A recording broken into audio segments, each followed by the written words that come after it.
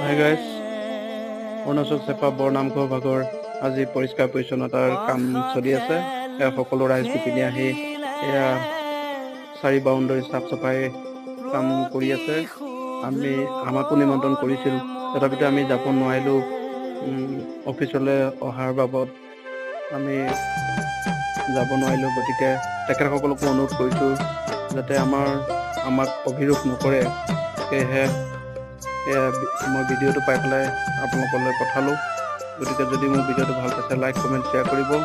আৰু সন্ধিয়া 5টা বজাত জুবিন দাৰ হৈ পেলাই বন্তি প্ৰজ্বলনৰ কামো আছে। গতিকে সকলো আহি এই নামঘৰ ভাগত বন্তি প্ৰজ্বলন কৰিহি যেন, এয়াই মোৰ অনুৰোধ।